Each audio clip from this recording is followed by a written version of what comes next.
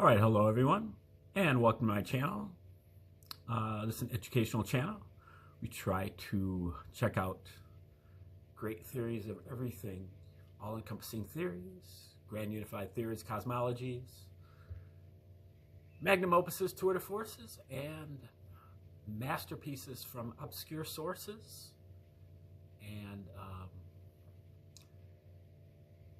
we do this to help you to tune into some of these things that, otherwise you wouldn't know about because they are usually pretty obscure. Usually they are things that have been censored or ignored because they say things that are not in the best interest of the powers that be. And so many of them are on the verge of being thrown onto the scrap heap of history.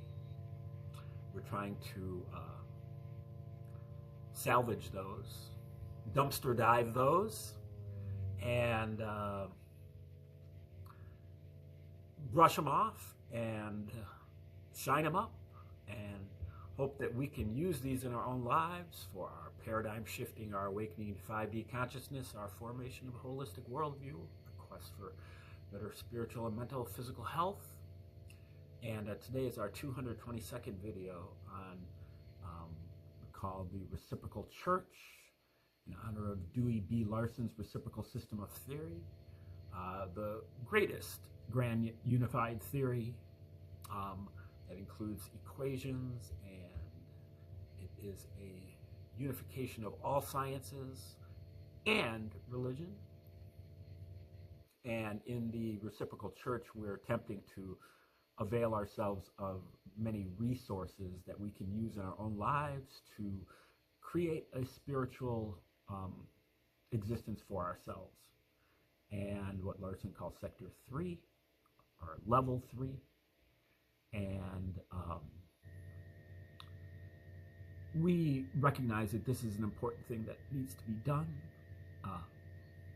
You need to have something that you can believe in, something that checks out, something that is logical and rational, but also maybe trans-rational. It may not look rational when you first look at it, but then once you kind of sit in it and figure it out, then you can start to rationalize it. But also that it may have equations, or it can demonstrate itself, it can be verified. And those are weaknesses that our holy books do not meet. And then when you study these things, these holy books, especially the Bible, especially the New Testament, we'll get into the Old Testament later.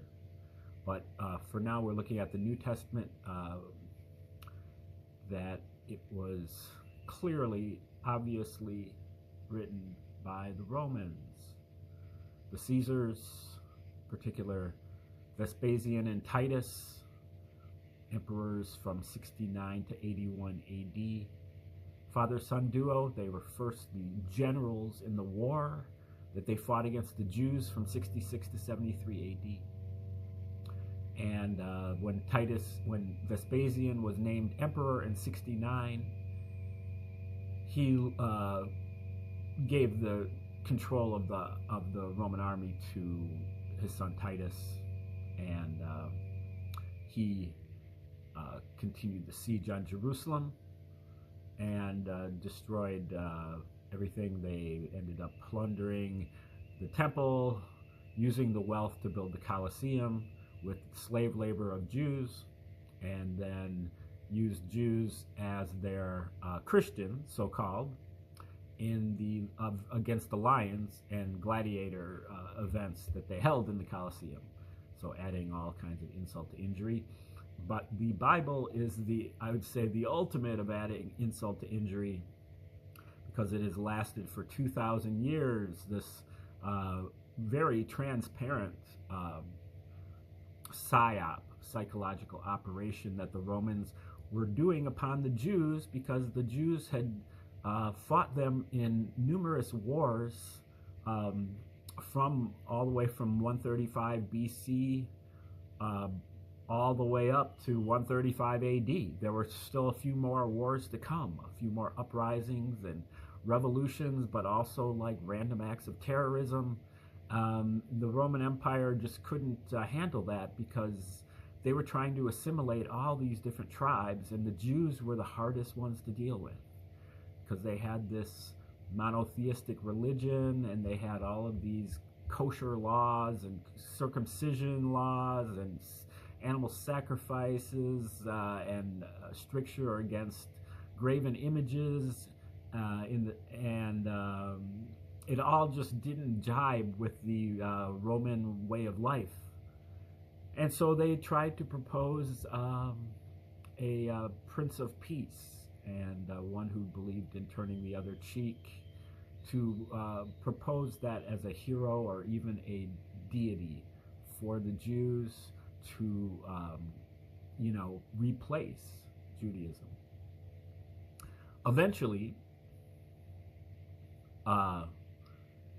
they also went after the Gentiles, the slaves and the soldiers and the other commoners, and that's when they started to write the Pauline epistles, Corinthians and Romans and Ephesians and Colossians and so on and so forth. Thessalonians, I think, was supposed to be the first one, and scholars say that Paul's epistles were written before the Gospels. But that's only because they say that Paul should have referred to the Gospels in his epistles, but he didn't. And so that's the main argument for why they date the Pauline epistles as being earlier. But if you read the Pauline epistles, they are not localized to any time at all, even to a century. And so they were more likely written around 100 by a dude named Pliny the Younger, who was also a buddy of the emperors, and that the Gospels were probably written by Arius Calpurnius Piso, who was kind of the shadow emperor that ruled behind the scenes when Vespasian and Titus were in control. So it was kind of a group effort. Arius Calpurnius Piso also goes by the name of Josephus, among other myriad aliases that these people use. Pliny used several aliases as well. But it was all in the family, and this is causing a great deal of harm to our civilization right now. Not right now. I mean, I'm a fan of Christian values, and I look at it as kind of a mixed bag, a limited hangout, so to speak. Kind of like the internet, it was a military weapon that was used against us, but we've kind of changed the conversation by turning it around and using it for our own purposes. And so it's a mixed bag. It can be used for good things, but it ultimately is being used to mock us and to get us into various mental traps. Now, it seems like a lot of the Christian values that we even talk about are not in the Bible. That's what's kind of interesting. Like family values. Jesus, when he's recruiting Simon and Andrew and says, "Come and follow me, I'll make you fishers of men." They're like, "Okay, we'll follow you, but let's say goodbye to our father first before we go away and leave him forever, for the rest of our lives. Let's say goodbye to him." Jesus is just like, "No, you can't. You can't say goodbye to him." And he says that later on, too. There are other other things that are kind of written into the Christian belief system that are really not in the Bible, such as the ideas about Satan. Um, Satan is also a creation of the Romans. It's really not in the Jewish Bible. There's a few references to Satan, but it's always an individual, a human. And even in the New Testament, except in the book of Revelation, the Satan is not really like this. I think our version of Satan is more Hollywood based, at best, Dante based or Milton based, but not. It's not written. It's not written into the New Testament. But anyway, what we're looking at right now is the book written by Michael Menescotz, Menasgotz. He's got a book that's called Christianity's Origins, a Flavian Secrecy Cult.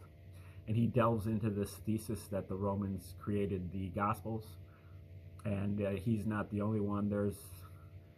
I think there's probably about 10 books out there now that put together this thesis, along with innumerable works from history, including all of the Shakespeare oeuvre and many of the classic authors from all eras, but especially English-speaking authors from the Elizabethan era on down. Mary Shelley, Edgar Allan Poe, C.S. Lewis, J.R.R. Tolkien, Lev Tolstoy, and many others. They all knew this, and so none of them were Christians, even though some of them pretended to be. But they will put this into coded language in their own works, and you can decode those as well. But this book from Menescotz goes through the work of Josephus, which is Arius Calpurnius Piso, his book called The Jewish War, which is the only book from the 1st century that claims to have an existence of Jesus in it, which is obviously not valid, because the history is not valid, because it's being written from the Romans, the Caesars. It's propaganda. And not only that, but it also parallels the New Testament in ways that it becomes obvious that the two were written to be read at the same time. And they're part of a interlinear work and intertextual work. And so that's what Menescotz does, is he plots all of the parallels between the book of Luke and the New Testament and the War of the Jews from Josephus. And he plots them by chapter in Luke and by paragraph in Josephus. And then he plots all the points, and they spell five letters in Latin, APTVS, which I believe stands for Arius Piso Titus Vespasianus, although Menescotz has different ideas about what they spell. But the mere fact that they spell anything and are not noise is another clue that this was done on purpose. It was done with malice, and it was done to mock you if you believe it. And it's still working 1950 years later. So we're going to start here in Menescotz. He's talking about how he believes his theory, which is that it was a Flavian secrecy cult, meaning that the idea was to get you into Jesus, but then when you see that all of the prophecies that Jesus makes in the New Testament in Luke in particular, are fulfilled by Titus, the general, the Roman Caesar, in Wars of the Jews, then you recognize that that the Jesus part is just a fiction, and that Jesus is the prophet at best, pointing to the deity, the second coming, Titus. So the second coming already occurred, so forget about all that. The second coming was in the first century, 40 years, one generation after the so-called life of Jesus. And so that's kind of his thesis, and he's kind of here trying to explain how his thesis is better than everybody else's because it requires fewer assumptions. There are fewer gaps that need to be filled. So this is what it says: the number and size of assumptions required and the gaps required to be filled. The Christian thesis requires relatively few assumptions, although they are very big ones, namely that everything in the Bible is true, the massive ways it contradicts itself, and indeed science can somehow be explained away, all based on a God who put the first couple in Eden and let them fall into a trap that he put there, and then took as justification for drowning all the babies on the planet in a great flood, giving women pain in childbirth, creating hell, sending us to suffer in it for eternity, but then went on to form an unbreakable covenant to favor one of the planet's peoples over the rest, only to properly break that covenant, but that death isn't death, and God did magical miracles, but only prior to the invention of video cameras. It's not a great proposition. Okay then, tell us how you really feel. Although I feel pretty much about the same. Now he's going to the mythicist position, the idea that the Bible in general, but the Jesus myth, that it's drawn from different mythologies from around the world. The mythicist position sounds less difficult, i.e. Jesus' story is an amalgamation of earlier myths, and in many respects it is not wrong. But its weakness is in the gaps it leaves. For example, it assumes that some specific person or group had a need to create a story and indeed a religion in this manner, and that they had some unknown objectives which led them to construct the Gospels in the observed manner. The theory assumes that these gaps could be filled if we just had better information. Whilst it is true that Jesus' story is highly derivative of a wide variety of pre-existing myths, to simply point at this and describe it as the answer borders on merely asserting that a more detailed and satisfying explanation must exist in that general direction.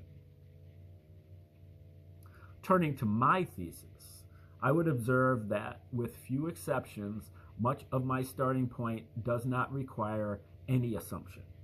For example, it is plainly obvious that Vespasian would have sought to avoid the rapid death of his four predecessors suffered.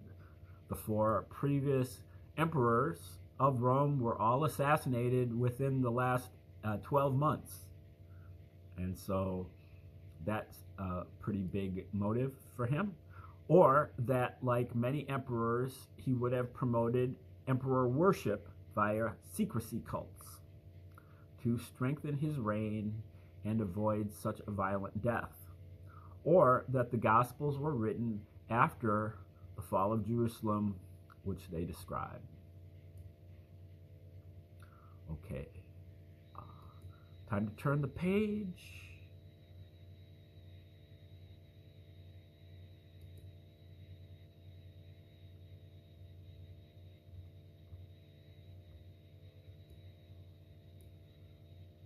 Just getting situated, hold for processing, and I'm almost there. Focus in on this. Okay. A key assumption in my thesis is that the Romans' expertise in military strategy very much extended to propaganda. Most historians assume that propaganda was a weak point for the Romans, which is very weird given that all the authoritarian governments heavily prioritized the control of the political narrative via propaganda. And what he doesn't mention, or hasn't mentioned yet, is that they used the same method against the Jews in exactly the same way, but against a different set of Jews. This form of Christian propaganda was really used by more zealous Jews, religiously zealous, whereas the more kind of Orthodox Jews, I would say Pharisees,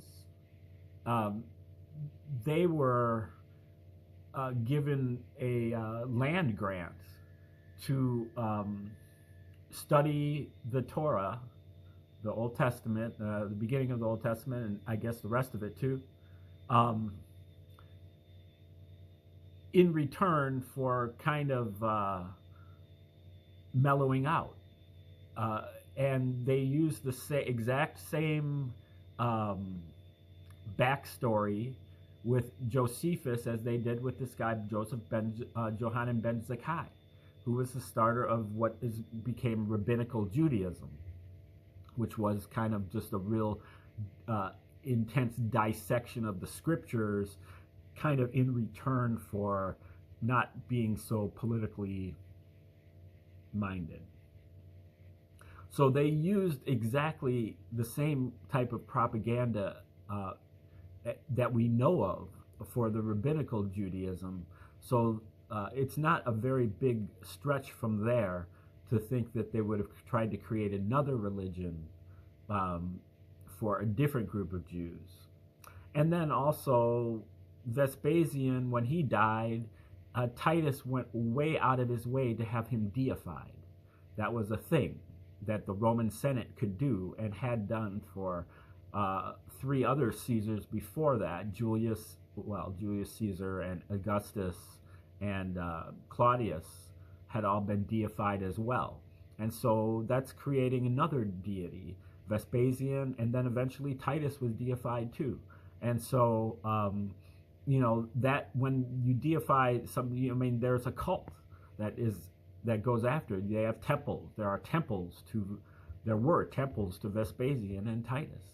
And so the idea of them creating religion is right down their wheelhouse. This is right in their MO. Of course, the best propaganda message is one that nobody realizes is propaganda.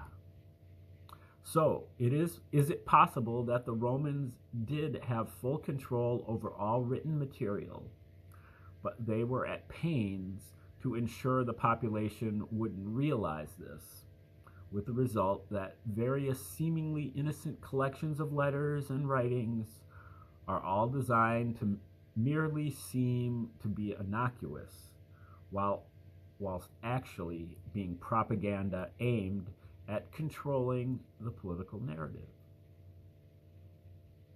Starting from this one key assumption, that this extraordinary propaganda expertise existed within the Roman government, all I am saying is that Vespasian took advantage of his government's in-house teams of propaganda experts. My thesis is simply that Vespasian tasked such a team to devise and implement a propaganda strategy that would meet all of his needs, and these priorities included preventing him losing the throne or social stability of the empire by convincing both Jews and soldiers in the legions to worship him and his family as their God, and indeed their only God. I need to see more evidence for that. The last phrase, their only God. I was under the impression that the Romans were kind of all about polytheism, and but we'll see if he comes up with some evidence for that.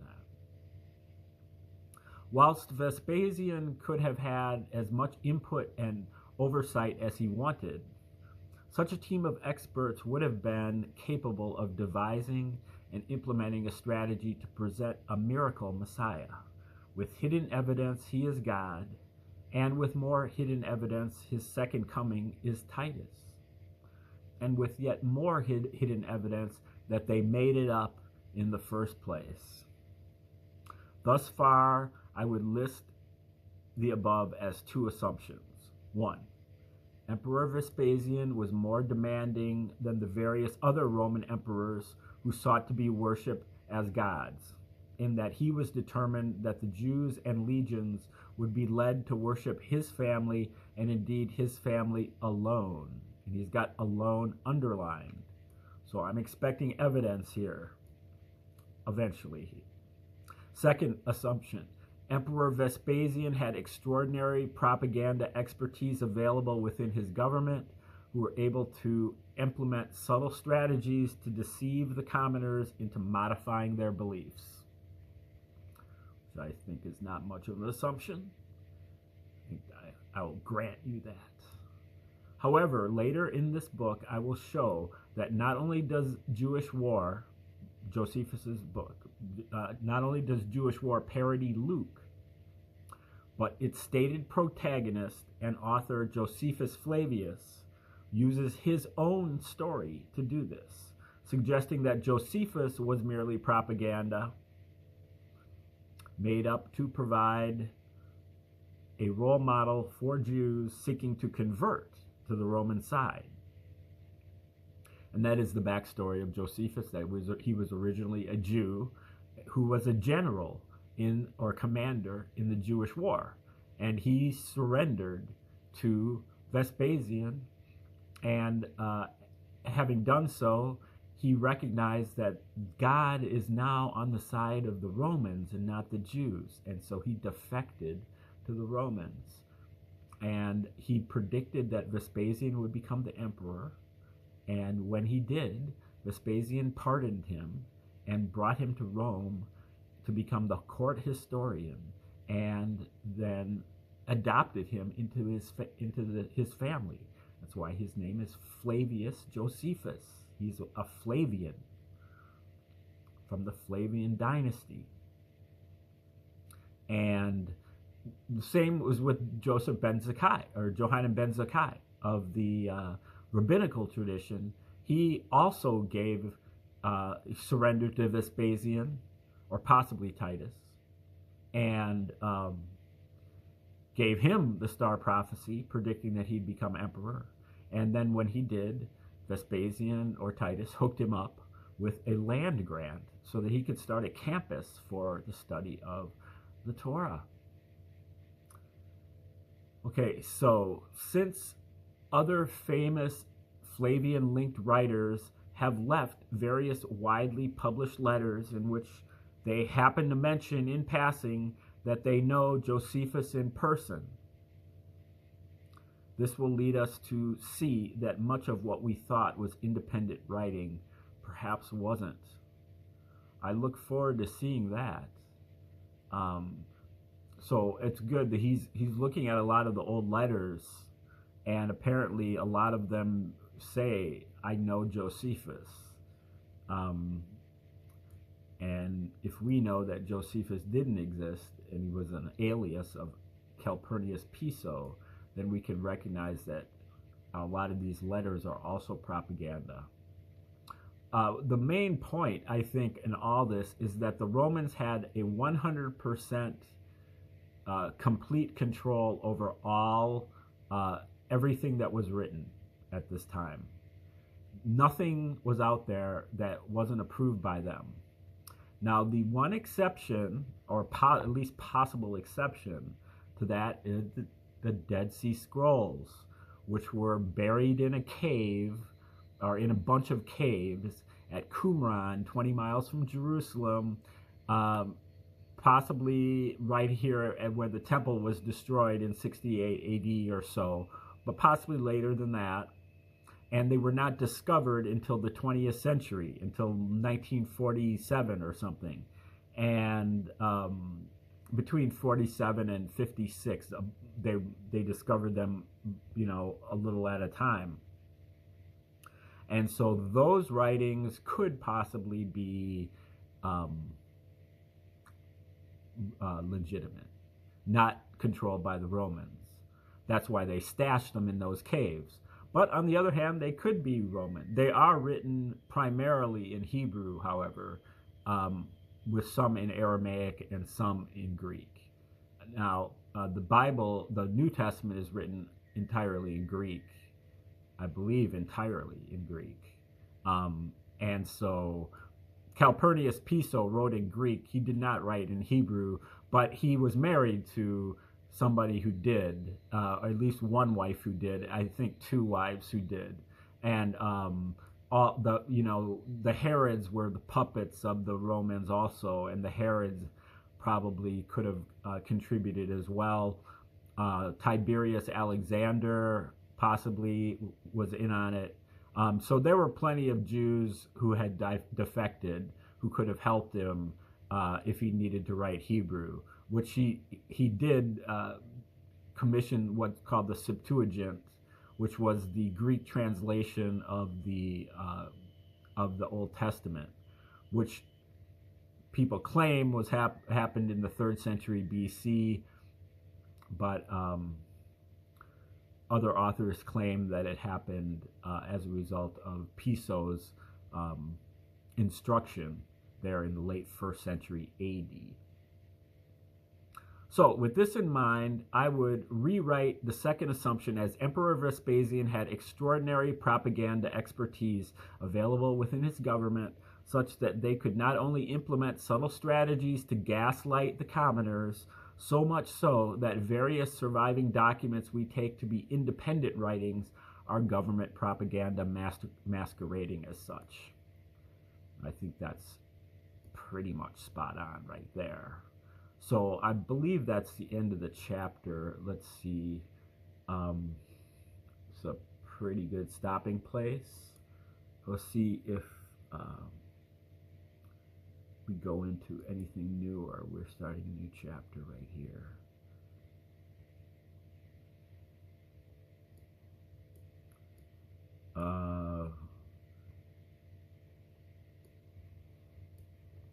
Sorry. Just trying to navigate here. Okay, I believe this is the start of a new section. So we will get into this when we resume tomorrow. And I guess he says, so how did the theories stack up? So he's going to be looking at all the different theories and kind of going over this. Okay, so we'll tune into that tomorrow. Thanks for tuning in today.